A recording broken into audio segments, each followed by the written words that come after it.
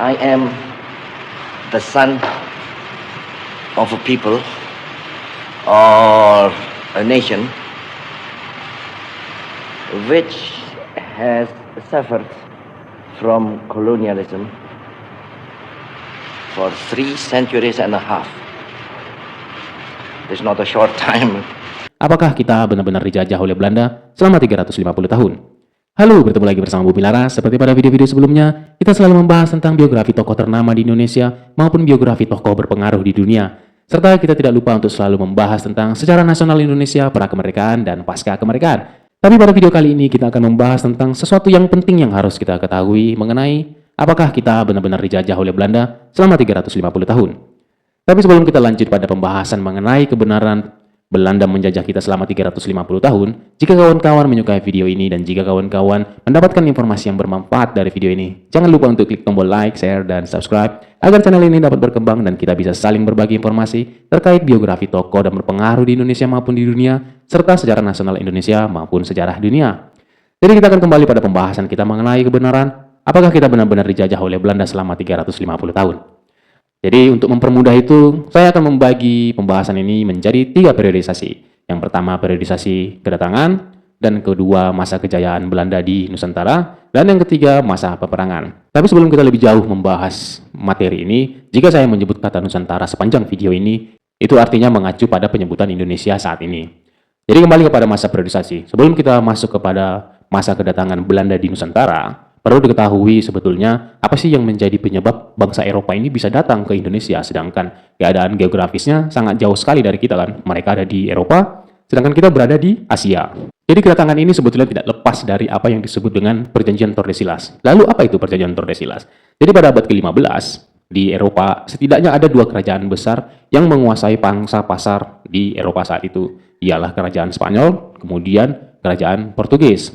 2 kerajaan inilah yang memiliki kekuatan armada laut yang mampu mengarungi samudera pada abad ke-15 untuk mencari rempah-rempah atau komoditi yang akan diperjualbelikan di pasar Eropa saat itu pada abad ke-15.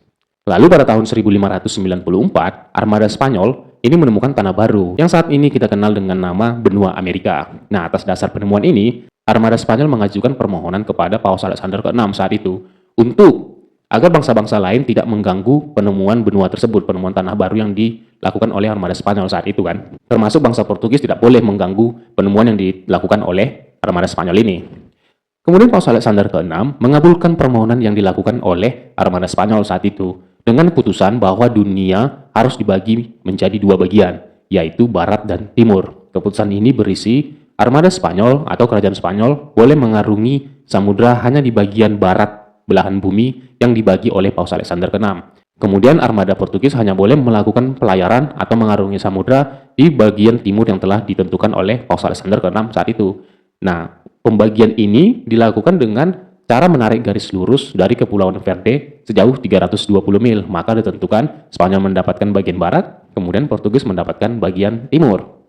Jadi itulah sekilas mengenai jika kawan-kawan bertanya, apa sih yang menjadi faktor bangsa Eropa itu bisa datang ke Nusantara? Jadi pembagian wilayah itulah yang membuat bangsa Eropa itu bisa mengarungi samudra dan tiba akhirnya di Nusantara seperti bangsa Portugis yang tiba di Malaka pada tahun 1511. Jadi Malaka itu saat itu adalah pusat perdagangan rempah-rempah yang diterima dari keseluruhan wilayah yang ada di Nusantara. Jadi ada teh, kopi, cengkeh, yang dimana rempah-rempah ini dibutuhkan untuk menjadi komoditi yang dipasarkan atau diperdagangkan di pasar Eropa saat itu.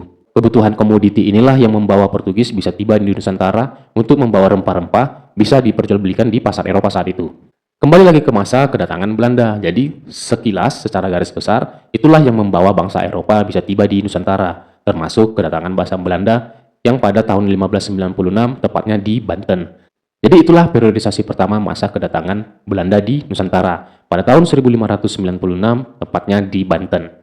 Kemudian kita akan masuk kepada pembahasan masa kejayaan Belanda di Nusantara. Jika kita ingin melihat masa kejayaan Belanda di Nusantara, mungkin jika kita ingin membahas masa kejayaan bangsa Belanda, kita bisa membahas tentang keberadaan VOC. Jadi VOC ini adalah perusahaan kongsi dagang yang didirikan oleh Belanda pada tahun 1602 dengan tujuan untuk melindungi para pedagang Eropa di pasar Malaka saat itu. Kemudian memonopoli perdagangan. Apa yang dimaksud dengan memonopoli perdagangan ini? Memonopoli perdagangan ini dalam masa kependudukan Belanda pada saat berdirinya VOC adalah Belanda menentukan harga komoditi yang diperjualbelikan di pasar Malaka saat itu. Intinya harga-harga komoditi yang diperjualbelikan di Malaka itu hanya menguntungkan pihak Belanda atau pihak VOC itu sendiri. Dan dalam masa VOC ini memiliki 3 poin istimewa atau hak istimewa yang kita kenal dengan hak oktroy. 3 hak istimewa itu ialah memiliki mata uang sendiri, kemudian memiliki angkatan perang, dan yang ketiga memiliki hak untuk menentukan perang dan diplomasi di kawasan Asia. Keberadaan VOC ini adalah salah satu bentuk kejayaan masa kependudukan Belanda di Nusantara. Kemudian kita masuk ke periodisasi yang ketiga, yaitu masa peperangan. Perlu diketahui bahwa selama kependudukan Belanda di Nusantara, banyak terjadi peperangan antara kependudukan Belanda dan orang-orang di Nusantara seperti Perang Padri pada tahun 1821, kemudian Perang Diponegoro pada tahun 1825, kemudian ada Perang di Tanah Batak, kemudian ada Perang Aceh, kemudian Perang Puputan Bali, kemudian Perang Lombok, kemudian Perang Jambi. Yang semuanya itu bertujuan untuk penolakan masa kependudukan Belanda di Nusantara. Jadi selama masa kependudukan Belanda tersebut, tidak semerta orang-orang Nusantara ini menerima kedatangan bangsa Belanda. Seperti yang kita ketahui sama-sama, masa VOC yang dimulai sejak 1602, jadi kita sebagai petani pada saat itu tidak menerima harga yang menguntungkan orang-orang yang memiliki hasil panen yang diperdagangkan di Malaka saat itu. Jadi semua harga yang ditentukan oleh Belanda atau VOC semuanya hanya menguntungkan pihak VOC dan Belanda itu sendiri. Jadi atas dasar ini, dan ini adalah salah satu pemicu peperangan yang terjadi di Nusantara pada masa kependudukan Belanda saat itu. Hingga pada akhirnya masa kependudukan Belanda berakhir di Nusantara atau di Indonesia pada tanggal 8 Maret 1942, kemudian dilanjutkan oleh masa kependudukan Jepang 1942 hingga 1945. Jadi sebetulnya kita sudah mengetahui 3 periodisasi masa kependudukan Belanda di Nusantara, dimulai masa kedatangan Belanda ke Nusantara, kemudian masa kejayaannya di Nusantara, hingga masa peperangan di Nusantara, dan pada akhirnya masa kependudukan Belanda itu berakhir pada tahun 1942. Jadi beberapa periodisasi tersebut mempermudahkan kita untuk menarik kesimpulan, benarkah kita dijajah oleh Belanda selama 350 tahun? Memang sebelumnya ada narasi yang diucapkan oleh Soekarno bahwa Indonesia dijajah oleh Belanda selama 350 tahun. Jadi untuk mengungkap kebenaran terkait 350 tahun tersebut, maka video ini dibuat, video ini dirangkum untuk informasi kepada kita semua mengenai 350 tahun penjajahan di tanah kita, di Nusantara atau di Indonesia. Sebetulnya kita bisa saja menarik kesimpulan dengan mudah, benarkah Indonesia ini dijajah selama 350 tahun.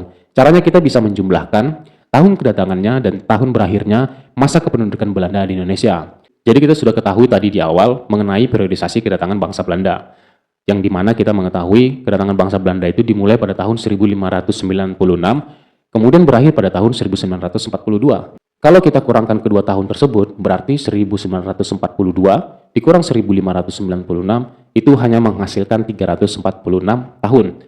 Tidak mencapai angka 350 tahun yang kita bahas di awal tadi. Tapi andai saja itu tiba di angka 350 tahun, apakah Belanda untuk pertama kali datang itu langsung menjajah? Kemudian jika VOC dianggap menjajah Nusantara pada saat itu, berarti pada tahun 1602, bahkan itu hanya mencapai 340 tahun. Jika kita kurangkan 1942, dikurang dengan tahun berdirinya VOC 1602, rentan waktu itu tidak sampai dengan perhitungan 350 tahun. Mengikuti narasi yang kita bahas tadi bahwa Indonesia dijajah oleh Belanda selama 350 tahun. Bahkan ada beberapa sejarawan, seperti Dr. Lili Suratminto, konsep menjajah itu bisa dikatakan menjadi sebuah penjajahan jika sudah mendirikan pemerintahan, kemudian ada aparat hukum, kemudian ada angkatan bersenjata sendiri. Ditambah lagi, sebetulnya kalau kita menarik ke tahun 1904, Aceh itu baru masuk ke Indonesia atau baru masuk ke wilayah Nusantara itu sejak 1904. Jadi apa sebetulnya arti dari konsep menjajah ini? Jadi intinya dari semua pembahasan kita itu, jika dikurangi dari masa kedatangannya, tidak sampai pada angka 350 tahun. Kemudian jika kita anggap VOC adalah sebuah penjajahan yang ada di tanah kita, di Nusantara, di Indonesia, maka itu hanya menghasilkan 340 tahun. Apalagi jika kita anggap Belanda itu adalah bentuk masa penjajahan, sementara Aceh baru bergabung pada tahun 1904. Jadi sebetulnya kawan-kawan, banyak artikel sebetulnya sudah menyatakan bahwa kita ini tidak dijajah selama 350 tahun. Seperti Dr. Lili Suratminto yang menyatakan bahwa jika mereka menjajah, seharusnya sudah ada bangunan pemerintahan, kemudian ada aparat hukum, kemudian ada angkatan bersenjata yang dimiliki oleh Belanda yang berdiri di Nusantara saat itu, yang di Indonesia saat ini kan. Kemudian Aceh yang baru bergabung ke Indonesia pada tahun 1904. Sudah banyak sebetulnya buku atau bacaan dan kemudian artikel yang menyatakan bahwa kependudukan Belanda itu atau kita dijajah oleh Belanda tidak mencapai 350 tahun. Mungkin akan muncul pertanyaan, lalu kenapa? masa kependudukan Belanda yang disebut bahwa Indonesia dijajah selama 3,5 abad. Jadi sebetulnya narasi tersebut disampaikan bahkan hingga di bangku sekolah dasar itu bertujuan untuk menciptakan jiwa nasionalisme terhadap diri sebagai orang yang berbangsa dan yang bernegara. Itu sebabnya hal ini sudah ditanamkan ke setiap warga Indonesia sejak di bangku sekolah, bahkan sudah dimulai sejak bangku sekolah dasar. Jadi saya kira seperti itu kawan-kawan. Terkait apakah kita benar dijajah oleh Belanda selama 350 tahun atau 3,5 abad sesuai narasi yang pernah diucapkan oleh Bung Karno pada pidatonya di depan rakyat Indonesia. Saya simpulkan sekali lagi bahwa kita tidak dijajah selama 350 tahun. Narasi 350 tahun diucapkan dan ditulis dalam buku yang digunakan di bangku-bangku sekolah itu bertujuan untuk menciptakan jiwa nasionalisme terhadap masing-masing diri sebagai orang yang berbangsa dan yang bernegara. Jadi terima kasih karena sudah menonton. Jika kawan-kawan menyukai video ini dan jika kawan-kawan mendapatkan informasi yang bermanfaat dari video ini, jangan lupa untuk selalu klik tombol like, share, dan subscribe agar channel ini dapat berkembang dan kita bisa saling berbagi informasi terkait biografi tokoh ternama dan berpengaruh di Indonesia maupun di dunia, serta sejarah nasional Indonesia maupun dunia. Sekali lagi terima kasih karena sudah menonton. Semoga semua kawan-kawan di sini dalam keadaan sehat, dimanapun kalian berada. Tetaplah berbuat kebaikan dan tetaplah menjadi berkat buat sekitar. Salam sehat. Saya Bumi Laras, pamit undur diri. Ciao.